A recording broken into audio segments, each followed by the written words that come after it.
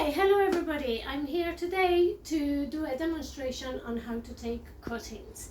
So to do that, I have gone into the garden and I have selected some of the lovely plant material, and I have done my very best to get a variety of plants so that it will represent hopefully really good the type of things that you're likely to come across.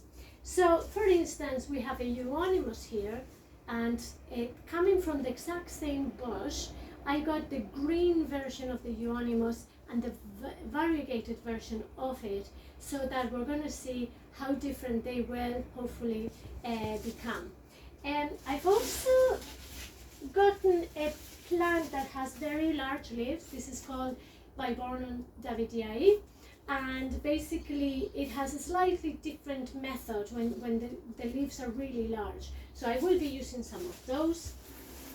I've taken the old-time favorite, which is called Hebe. So Hebe comes really easily from cuttings and is one that will not break your heart. So there are two different varieties here of Hebe. You can see that there's a slight difference in the color of the leaves. And then I have taken a conifer, which is not you, but is the name of a conifer, is Taxus baccata, and this particular variety is called David. And why I'm using it is because, again, with conifers, cuttings are slightly different. So, first of all, what you do need to know is that in the preparation of the cuttings, you have to have a little tray full of water, because cuttings will go through stress, and so as you're preparing them and as they are sort of waiting for you to finish, they need to be immersed in water until you are ready to actually put them in. So what I'm going to do, I'm going to start preparing them, and I'm going to show you what would be the steps, step by step preparing cuttings.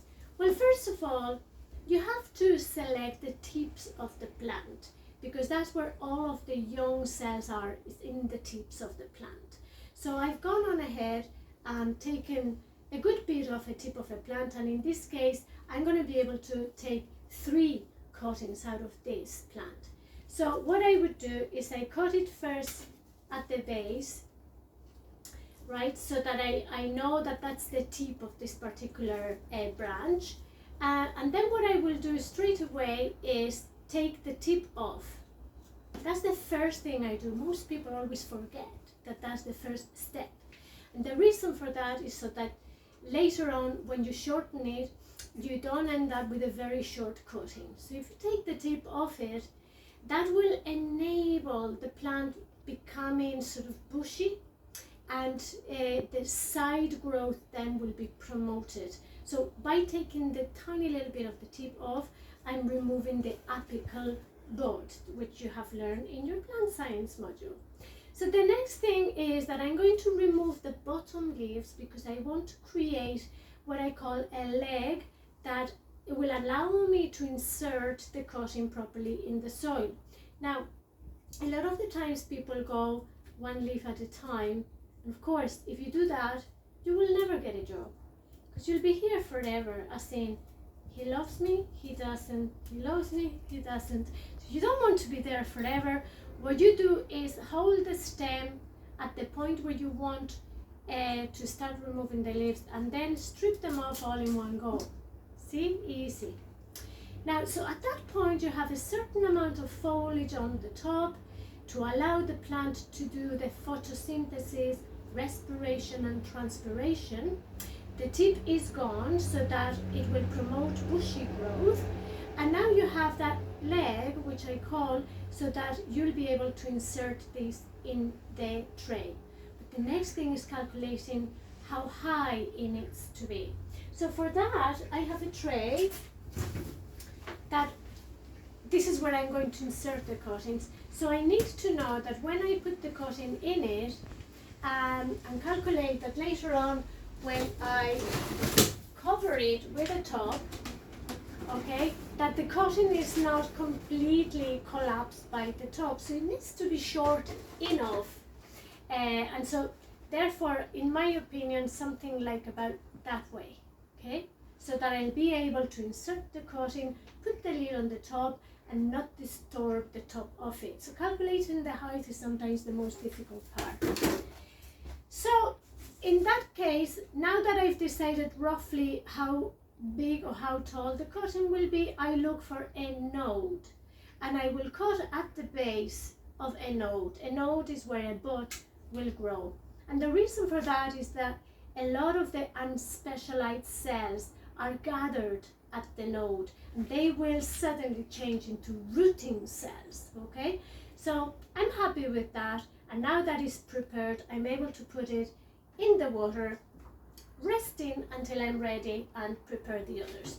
So I'm gonna do the same a little bit faster, less waffle, and just work away with preparing one at a time. Roughly, I might prepare something like 12 to 15. But as you can see, I got different varieties of cuttings. Okay, so that's another one. I'm going to prepare one with the large leaf now. It's the viburnum. So first of all, I select a piece. Okay, so that's viburnum. I take the tip off, just the very, very top. And now I'm left with this, and what happens is that the leaves are so large that if I don't shorten those leaves, this cutting will think that its main job is photosynthesis, respiration, and transpiration. So to diminish that effort from the plant, I will shorten them a little bit by cutting them in half. And now the plant can begin to think about developing roots. So I'm going to do another one. Just take a tiny little bit of tip off, cut the leaves in half. That's going to be a little bit shorter than I like, but that's all right, no problem. I can handle that. All right, take the tip off, shorten the leaves, and off it goes. Now, with conifers sometimes like what we call a heeled cutting. So a heeled cutting is actually imitating the heel of a shoe. So when you pull the branch, a side branch away, you are left with something that looks like the heel of a shoe. The reason for that is that this conifer would absolutely love to take some of the parent branch and some of the cells that are there, and the rooting will happen kind of more likely. In this case with conifers, I don't take the tip off because I want it to be nice and up and straight. Okay, so that's my one of the conifers. So I have to look for another one that I can sort of take the heel off, just like that. As I remove the bottom leaves, you can see that heel there. Okay, now it is a little bit too big, so I'm going to remove the top part, and that would be perfect. And okay, I'm going to do one of the euonymus. Again, take the tip off, remove some of the bottom leaves, perfect size, maybe cut right at the base, and there it goes. And now I'm going to take one of these Senechios, tip off, bottom leaves down. Okay, perhaps this one has leaves that are a bit too large, shorten them a bit, and there it is. All right, so I think that's enough for preparation. What I'm going to do now that I have them nicely prepared in the water is fill in a tray with compost.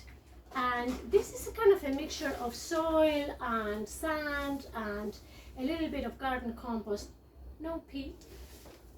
Okay, so I just fill in the tray. Now it's important that when you fill the tray that you don't put too much pressure on it, because you want the compost to be well aerated. All right, level it a bit, that's perfect. And now with a dibber, which I don't have, but I'm going to make myself one.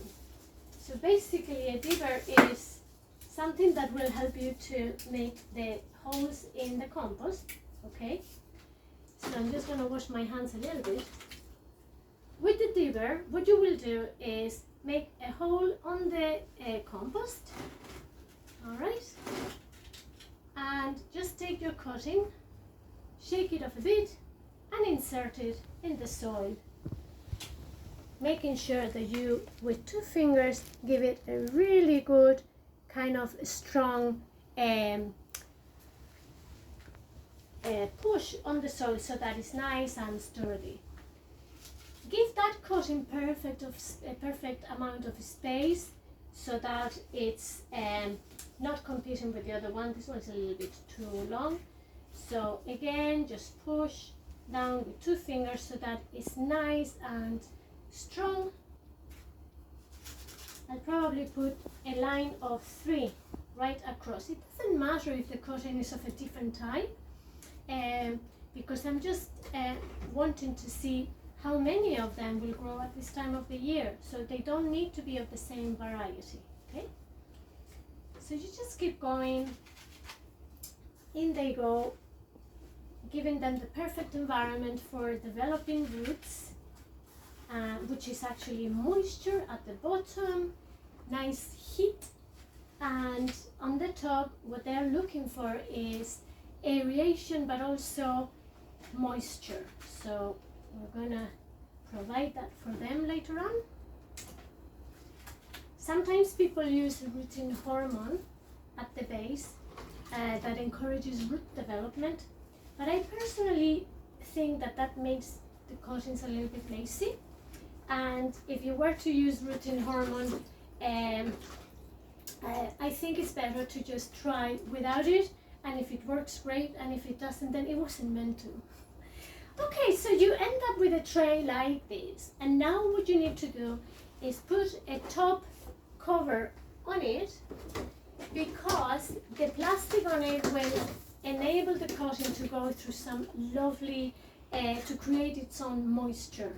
So you would put the tray on top, into the propagator, and because I've already watered the compost, I wouldn't really need to water it now, but you would water it and keep an eye on it over the next few weeks, and hopefully in about 3 or 4 weeks you will have loads of roots growing.